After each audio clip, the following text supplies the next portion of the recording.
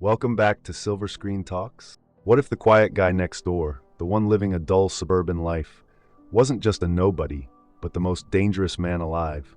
When masked thieves break into his home, they have no idea they've just lit a fuse. Because this isn't just a family man, this is a former government assassin, and he's been waiting for an excuse to unleash hell. This is nobody, and they just gave the wrong man a reason to fight. New to the channel? Hit that subscribe button. We bring you amazing movies with detailed explanation which you won't want to miss out. The story begins with Hutch Mansell. Hutch is sitting in an interrogation room. His face is bruised and covered in blood. He's calmly smoking a cigarette. He pulls out a can of tuna from his pocket. There's also a kitten tucked into his jacket. Hutch places the kitten on the table and lets it eat the tuna. Two detectives sit across from him watching everything he's doing, and one of them asks, "Who the fuck are you?" Then the movie jumps back to a few days earlier. We see Hutch's daily routine. He wakes up every morning, works out, always misses the garbage truck so his trash doesn't get picked up. He makes coffee, waits for the bus, gets on it, goes to work, comes back. He barely talks to his son, sleeps separately from his wife, with a pillow wall between them. Hutch's life is a repetitive, boring suburban existence. He's just going through the motions. One night, while Hutch is sleeping, he's awakened by a noise. He comes out of his room and checks his daughter Sam's room. Then he checks his son Brady's room. Brady signals to him that the sound came from the other side. Hutch follows the noise and sees that two burglars have broken into the house. He quietly grabs his golf club and is about to call the police when one of the intruders, a woman, points a gun at him and says, "Put the phone down." Hutch tells them, "We don't want any trouble." She demands money, cash. Hutch says whatever cash they have is already on the table since they mostly use debit cards. Just then, the woman's male accomplice enters and says he didn't find anything valuable in the house. They notice Hutch's wristwatch. It looks expensive, and the woman starts removing it from his hand. That's when Hutch notices a tattoo on her wrist. After taking the watch, she asks Hutch to hand over his ring. Meanwhile, Brady attacks the male intruder.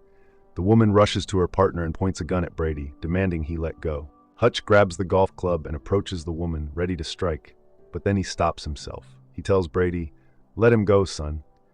Brady doesn't listen at first, but Hutch repeats himself, and Brady finally lets go.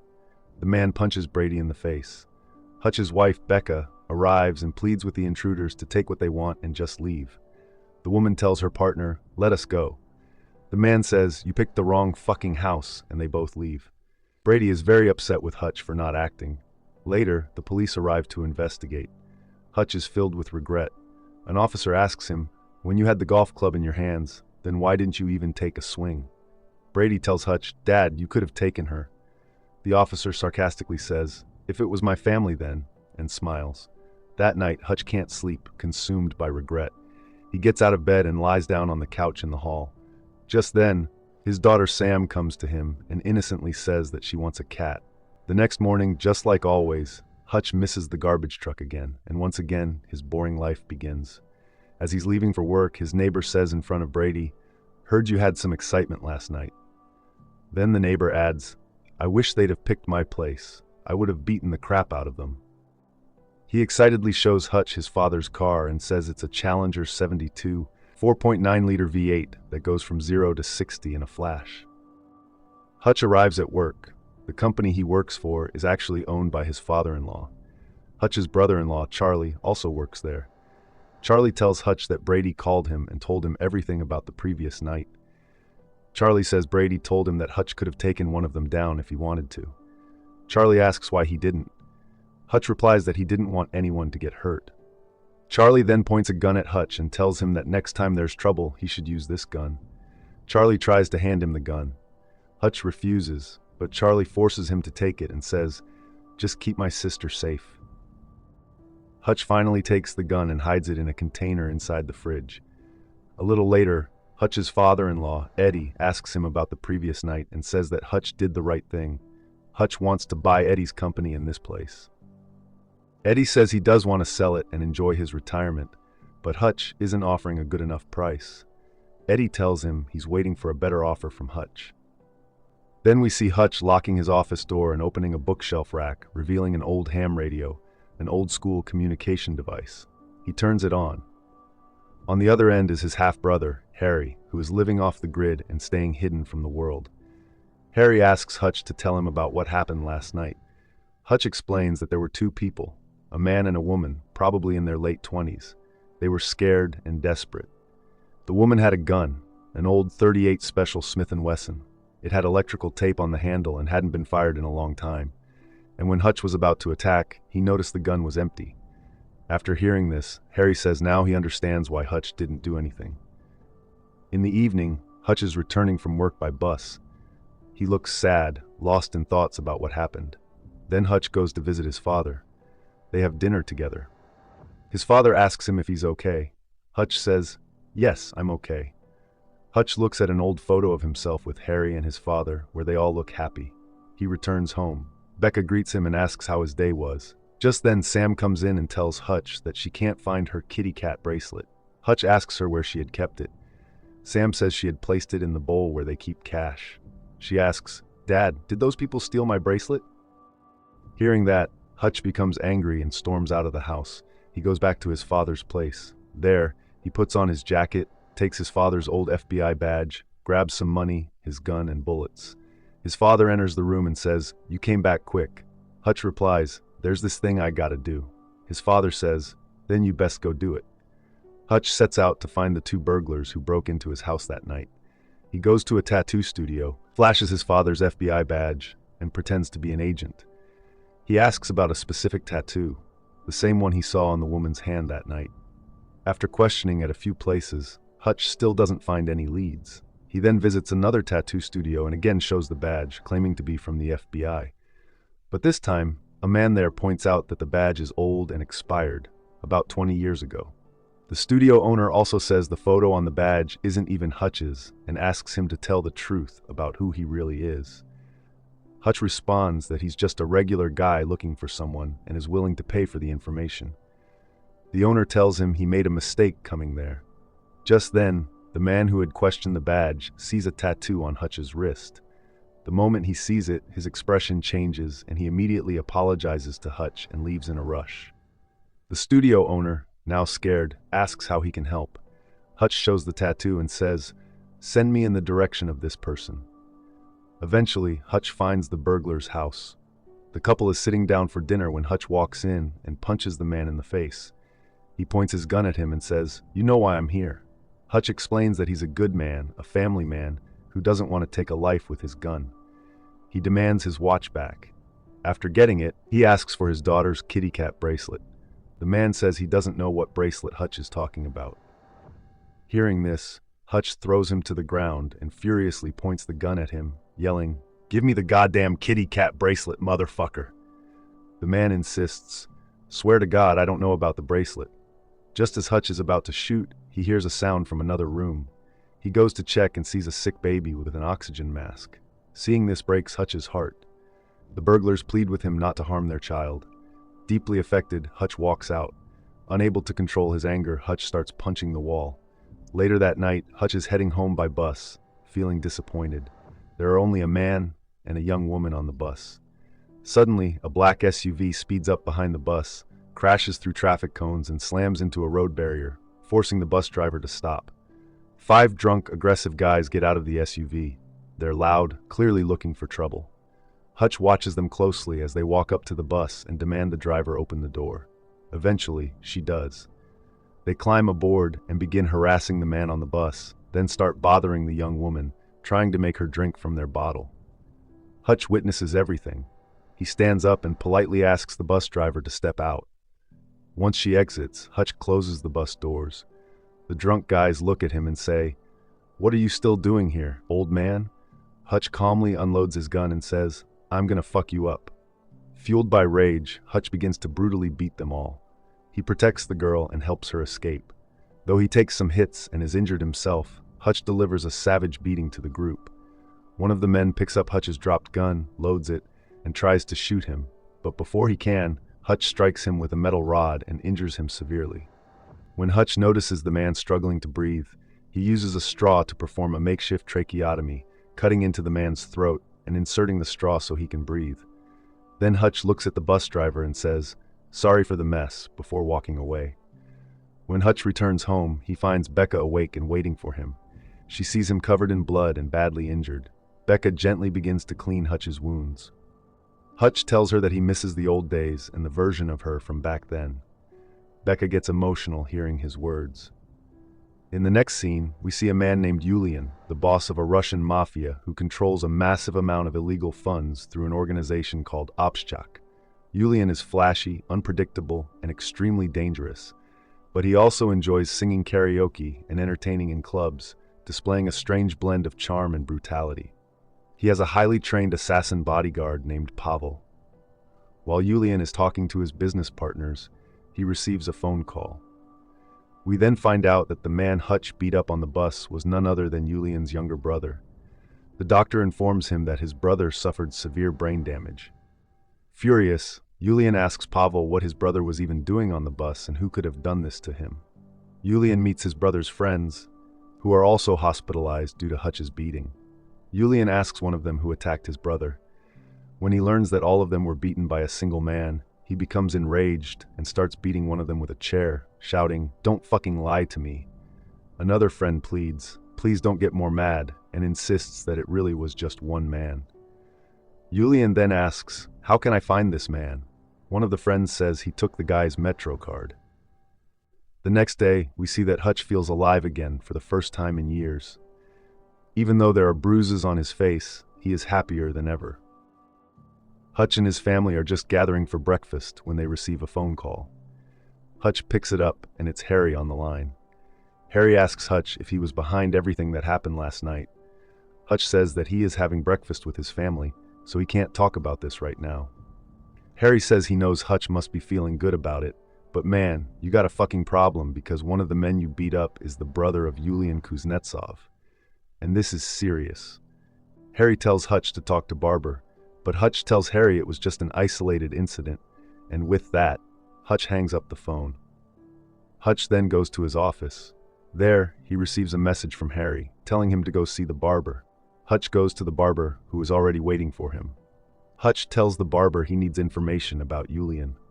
The barber hands him Yulian's file and explains that Yulian is the boss of a mafia and has connections that reach very high up.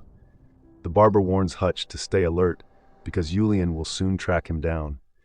Meanwhile, Yulian is seen using Hutch's Metro card data to trace his location through his secretary. She tells Yulian that she found Hutch's father, who lives in a nursing home. She says she thinks Hutch is just an ordinary man. Yulian replies that if she can't recognize a wolf in sheep's clothing, she doesn't belong in this job. The secretary then says she knows someone in the Pentagon who can help find out more about Hutch. She contacts a Pentagon official and threatens him into giving her information on Hutch. When the official searches Hutch in the server, he discovers that Hutch's file is classified. Meanwhile, the barber tells Hutch that Yulian is babysitting Obshchak's money, hundreds of millions of dollars in cash. Back at the Pentagon, the official finally uncovers Hutch's identity. He's an auditor, codenamed Nobody.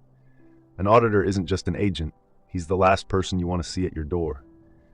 When agencies like the FBI, CIA, or military couldn't handle a situation, they'd call him. He was the one sent in to audit the situation, meaning eliminate threats, clean up messes, and tie up loose ends, permanently. When Yulian's secretary finds out who Hutch really is, she realizes she's made a huge mistake. She packs up all her belongings, storms into Yulian's office, throws Hutch's file at him, and quits. As soon as Yulian reads the file, he understands that things have just gotten serious. He calls Pavel and orders him to bring Hutch in alive. In the next scene, we see Hutch very happy with his family as they talk about a summer trip to Italy. Suddenly, Hutch looks out the window and sees several cars pulling up near the house. The cars are filled with Yulian's men. Hutch immediately tells his family to go down to the basement. Becca asks him if he's going to explain what's going on, but Hutch urgently tells everyone to get to the basement. He locks the basement door and says, "Don't call 911. Meanwhile, Yulian's men move toward the house. Hutch cuts the power. As soon as they enter, Hutch starts taking them down one by one. This goes on for a while, and Hutch kills many of Yulian's men. But then Pavel tases Hutch, knocking him unconscious. Yulian's men drag Hutch outside and throw him into the trunk of a car. Some of them want to go to the hospital because they're injured, but Pavel, holding them at gunpoint, orders them to go straight to Yulian. Hutch regains consciousness and manages to unlock his handcuffs. He finds himself in the trunk, grabs a fire extinguisher, breaks out from behind Pavel's seat, and releases the extinguisher. The car spins out of control and crashes into a pole. Pavel is killed in the accident, and Hutch escapes. Hutch runs back to his house. Meanwhile, Harry warns Hutch's father that Julian's men are coming. When Hutch arrives home, he sees everything is destroyed and in chaos. He quickly cleans himself up and opens the basement door. Becca comes out and is shocked to see the condition of the house, with everything torn apart and Julian's injured men lying around. Hutch tells Becca to take the kids and go somewhere safe. Becca asks him to explain what's going on, but Hutch says, "You know who I am, and right now we don't have time for this." He says, "I need you to trust me now," and tells her the kids' safety is the most important thing. Becca agrees and leaves with the children for a safe location. Hutch opens a hidden box in his house, filled with stacks of cash and gold. Then he sits Julian's injured men down on the couch and starts talking to them about who he really is. Hutch says, "I know Julian sent you to kill me, but you got to know when to say no." He explains that he used to be a merciless assassin, but he got tired of it all and gave everything up to live a normal life. For a while, he did live that normal life, but time has turned him back into the person he once was. By then, Julian's men are already dead. Hutch sets their bodies on fire and burns down his entire house. After that, he takes his neighbor's car and drives off. On the other side, Julian's men arrive to kill Hutch's father. They point their guns at him, but Hutch's father, already prepared, shoots both of them with a shotgun. Hutch arrives at his office, which belongs to his father-in-law. He buys the place from him and begins turning it into a battleground for the upcoming fight with Julian. He sets up traps, explosives, and reinforces the area for his own protection. Then, Hutch contacts Harry over the radio. Harry, furious, tells Hutch to stop all of this. But Hutch says that Julian targeted his family and his father, and now he's not going to spare Julian. After that, Hutch arrives at Obstak's hideout. He starts killing everyone there, ruthlessly gunning them down one by one. In the end, he sets fire to all of Obstak's money and burns it to ashes. Then Hutch goes to a restaurant where Julian is enjoying his karaoke. Julian is shocked to see Hutch sitting right in front of him. Julian's men immediately surround Hutch and point their guns at him. But Hutch reveals that he's carrying a bomb, and if he wants, he can detonate it and take everyone with him. He asks Julian to sit down and talk. Julian tells his men to leave. Hutch tells him that he burned all the money stored at Obstak. He says Julian now has a chance to walk away and start a quiet, normal life somewhere far from all this. And if Julian still wants to kill him, it won't help, because he'll still owe the money. Hutch says it's in both of their best interests to leave it all behind and start over. As Hutch walks away, he says, "Think over it. I'll be nearby." He gets into his car, hoping Julian will choose peace. With his fingers crossed, Hutch silently prays that Julian will let it go. But that doesn't happen. Julian comes out and orders his men to kill Hutch. Hutch starts his car and speeds off as Julian's men begin chasing him. Bullets rain down on Hutch's car, but he manages to escape and makes his way to his father-in-law's workplace, the place he recently bought and prepared for this fight. Just as Hutch planned, Julian and his men follow him there. A fierce gunfight breaks out. Hutch is hit by a bullet and takes cover behind a car. Suddenly, we see Harry positioned above, shooting at Julian's men. Hutch's father is also there, providing cover and taking down enemies with gunfire, and seeing him brings Hutch immense relief. Both of them begin gunning down the enemies together. Hutch manages to slip inside, and he and his father wait by a wall for Julian to appear. His father tells him that he's tired of retirement too, and was looking for a little excitement. As soon as Julian's men enter the building, Hutch and his father start taking them out. Just as Hutch had planned, all of Julian's men begin falling one by one. Harry also takes down several of them with precise shots. Hutch has placed mines on the stairs, and the moment Julian's men step on them, the mines go off, killing them instantly. One by one, Hutch, his father, and Harry eliminate the rest of Julian's crew.